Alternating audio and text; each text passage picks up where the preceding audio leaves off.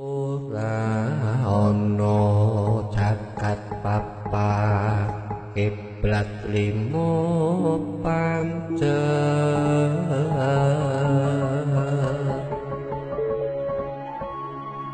kajaba anane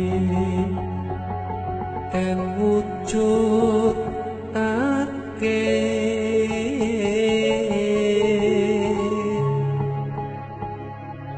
Gusti Jati Pangeran tunggal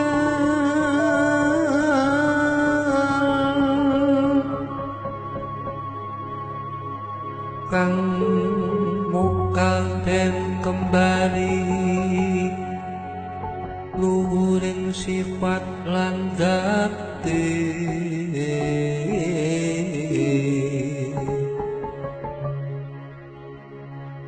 minangka panguwasa roh lan raganira kang ngreksa jiwa lan ati nira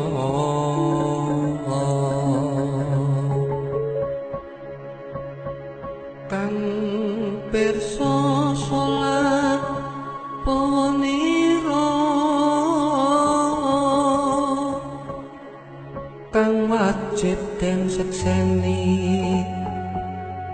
kasampun nane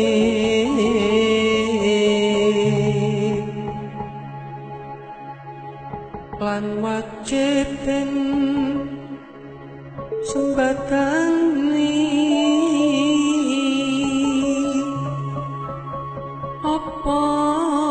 wae kang dadi parintahe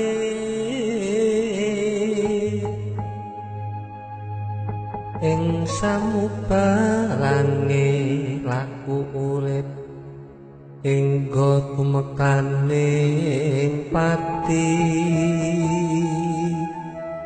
sira kabeh manungsa